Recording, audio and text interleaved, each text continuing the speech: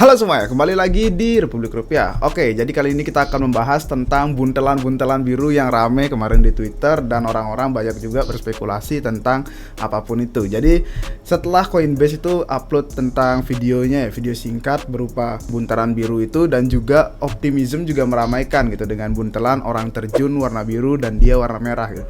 Jadi ada orang juga berspekulasi tentang airdrop Arbitrum yang legendaris ini teman-teman. Ya kita nggak salah kan tentang berspekulasi, karena emang istilahnya ada orang terjun itu kan kayak kalau kita lihat kayak sebuah airdrop gitu kan jadi teman-teman ya. So jadi semuanya itu keliru kemarin dan itu nggak apa-apa, dan kita bakal bahas di video ini apa sih sebenarnya yang terjadi pada hari itu. So langsung aja kita let's go.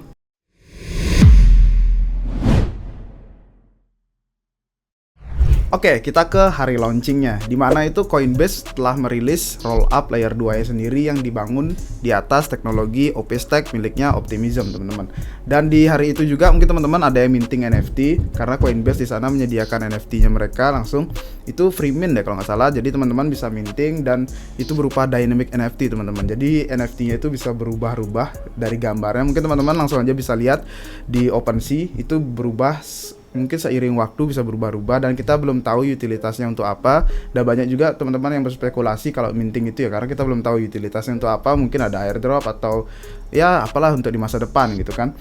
Nah, jadi kenapa sih Coinbase memilih OP-Stack gitu? Jadi apa itu OP-Stack sebenarnya gitu?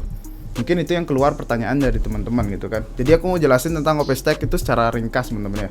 Jadi simpelnya OP-Stack itu adalah sebuah teknologi yang dirancang oleh Optimism teman-teman ya. OP-Stack itu sebuah optimistic rollup teman-teman.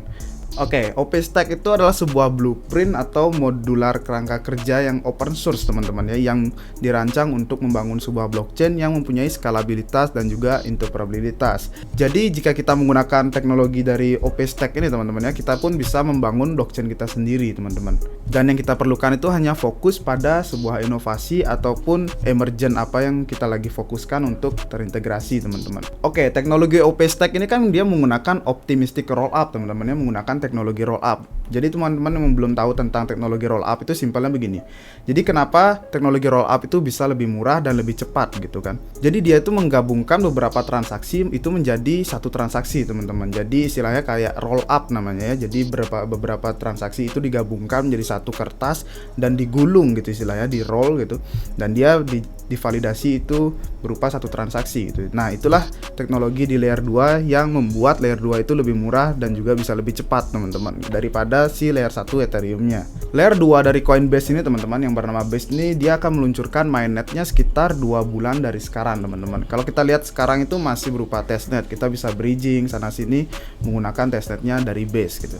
Oke, kalau kita lihat dari layer 2 Base ini banyak orang itu ada yang berspekulasi juga beberapa bahwa layer 2 ini memakai QIC teman-teman. Kalau kita lihat dari backgroundnya Coinbase ya, karena Coinbase itu kan berupa perusahaan yang udah open public lah istilahnya teman-teman di Amerika Serikat, dan juga kita tahu dari Amerika Serikat gimana sih regulatornya itu benar-benar ketat. Nah jadi inilah yang orang spekulasi mungkin ini memakai QIC ya untuk kita menembus on-chain-nya mereka gitu ke layer 2-nya gitu.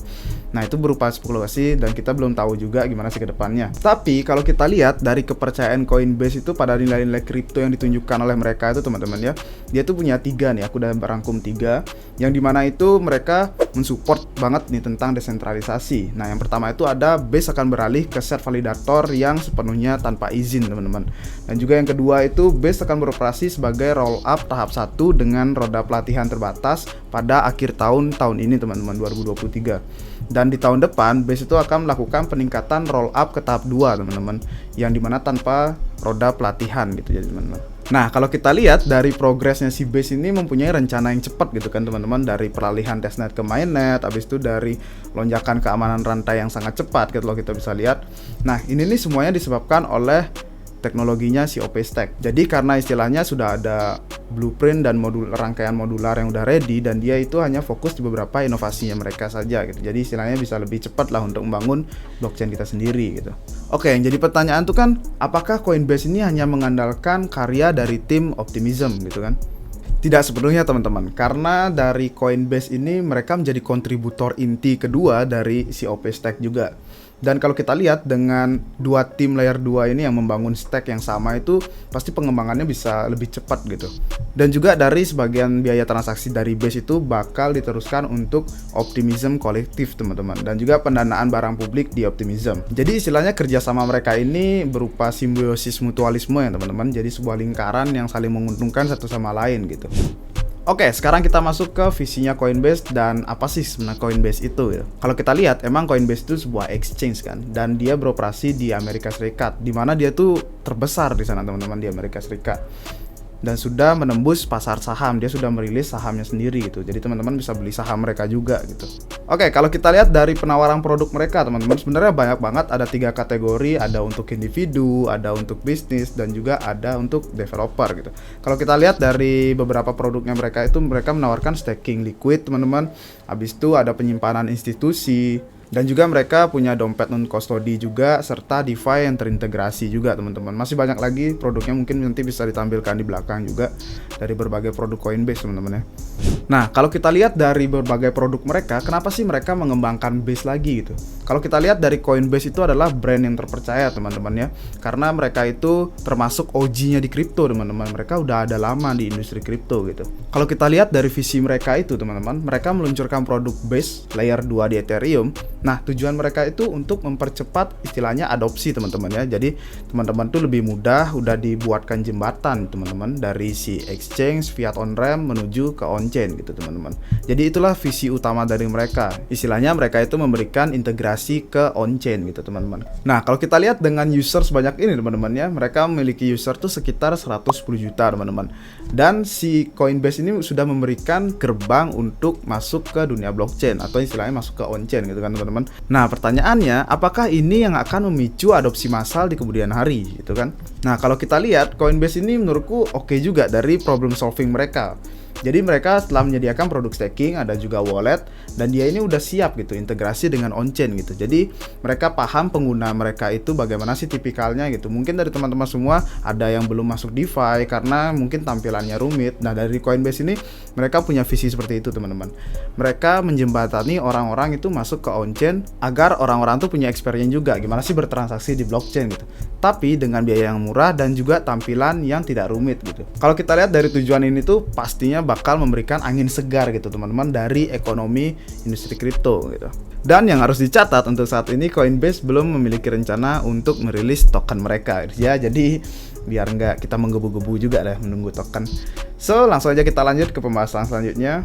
Oke, segmen selanjutnya ini, apakah Base akan menjadi kompetitor si BNB? Menurut kita sih untuk saat ini enggak teman-teman ya. Karena di sini kami udah rangkum 5 ya, 5 opini yang membuat pernyataan tadi. Kenapa sih tidak untuk saat ini gitu. Kalau kita lihat yang pertama, antusiasme untuk leverage pada Base itu tidak sebesar pada Binance. Nah, mungkin teman-teman ada yang main future, suka main di leverage gitu kan. Jadi kalau dilihat dari user, dari marketnya mereka itu enggak teman-teman. Karena kebanyakan produk yang mereka tawarkan itu berupa produk kayak staking dan lain-lain gitu teman-teman. Nah, yang kedua, basis pengguna Coinbase itu cenderung kurang berspekulasi liar dan menggunakan leverage tinggi seperti yang tadi di future teman-teman ya. Yang ketiga, banyak pengguna Coinbase itu sudah memiliki akses ke solusi keuangan alternatif di pasar tradisional finance yang mapan gitu. Nah, untuk yang nomor 4, BNB telah menemukan pasarnya sendiri gitu kan sebagai alternatif biaya rendah bagi pengguna pasar berkembang yang kekurangan akses ke mata uang stabil atau sistem keuangan yang canggih gitu. Nah, yang terakhir yang nomor 5, kalau kita lihat dari TVL teman-teman ya, TVL total value lock-nya mereka dari si BNB itu udah ada di peringkat nomor 3 teman-teman. Sedangkan protokol yang dibangun di atas BNB chain itu ada 500 lebih teman-teman. Kalau untuk menyelip ini tuh istilahnya butuh waktu yang lama gitu dan perjuangan yang keras lah istilahnya ya. Tapi semuanya nggak menutup kemungkinan teman-teman ya bahwa si Base ini bisa menyalip BNB di masa depan. Who know gitu. Kita nggak ada yang tahu tentang masa depan. Jadi itu gimana sih menurut teman-teman? Bisa langsung komen di bawah apakah Base itu bisa menjadi kompetitor BNB di masa depan gitu. Oke, sekarang kita masuk ke segmen bullishnya Optimism gitu. Oke, mengapa aku bilang bullish pada Optimism? Nah, ini berupa teknologi OP Stack mereka teman-teman ya, bukan pada spesifik token gitu. Jadi biar teman-teman nggak salah kaprah nanti ya. Kenapa bullish? Karena dari brand sebesar Coinbase yang sudah membangun base di atas OP-Stack itu, jadi itu istilahnya sudah terlegitimasi teman-teman bahwa teknologi ini oke lah untuk dipakai gitu. Nah kalau kita lihat ada juga beberapa network yang lain menggunakan OP-Stack ini. Mungkin teman-teman udah tahu tentang Metis dan juga Boba Network. Mereka itu dibangun di atasnya OP-Stack teman-teman. Dan apalagi si Coinbase ini sudah memberikan developer gratis tambahan gitu untuk si OP-Stack ini. Jadi kedepannya itu bakal lebih cepat lah untuk membuat jaringan atau membuat inovasi baru gitu teman-teman. Kalau kita lihat ke depan bahwa brand sebesar Coinbase sudah masuk, mungkin dari beberapa developer yang ingin membuat DEX atau mungkin membuat protokol lainnya itu semakin tertarik gitu menggunakan teknologi roll up-nya si OP-Stack gitu. Oke, sekarang kita masuk ke akhir kata dan kesimpulan pada video hari ini. Peluncuran base dari Coinbase tuh emang sebuah prestasi besar gitu kan. Tapi kalau kita lihat masih banyak rintangan yang harus dihadapi dari Coinbase gitu. Seperti enggannya customer mereka itu mengakses on-chain karena mereka masih awam, dan juga para regulator teman-teman. Karena si Coinbase ini merupakan perusahaan publik teman-teman di Amerika Serikat. Nah, jadi mereka itu istilahnya ketat banget diawasi oleh regulator di sana. Apalagi dia merilis layer 2 sendiri, atau lagi mereka merilis token gitu kan, bisa jadi kena ketok dari SEC gitu yang sering nyenggol-nyenggol industri kripto gitu kan akhir-akhir ini. Selain itu, kalau kita lihat dari di apps Coinbase ya teman-teman yang mempunyai semi izin gitu, istilahnya belum legal karena masih abu-abu ya teman-teman. Tapi itu bisa digunakan sebagai taman bermain kecil lah gitu untuk para institusi gitu lebih tepatnya. Selain itu, kalau kita lihat dari di apps bermerek Coinbase ini teman-teman ya, yang masih izinnya itu semi legal gitu atau gimana, masih abu-abu, semi berizin teman-teman ya. Nah, itu bisa menjadi sebuah taman bermain kecil lah buat para institusi untuk masuk ke DeFi, karena institusi itu kan banyak yang menitipkan dana di Coinbase gitu teman-teman. Nah, meskipun demikian banyak rintangan yang harus dilalui. Kalau kita lihat dari total aset yang ada di Coinbase teman-teman, mereka memiliki aset itu senilai 80 miliar dolar teman-teman. Kalau kita lihat itu istilahnya kalau ya beberapa persen aja masuk ke on-chain ya, itu TVL-nya udah pasti melambung jauh teman-teman. So, bagaimana menurut teman-teman? Langsung aja komen di bawah bagaimana masa depan Base, apakah bullish, apakah bisa menjadi kompetitor dari BNB? Langsung aja komen di bawah. Thank you teman-teman udah nonton sampai akhir. Jangan lupa like dan subscribe biar nggak ketinggalan video-video edukasi lainnya dari Republik Rupiah. Sampai jumpa di video-video selanjutnya. Cheers!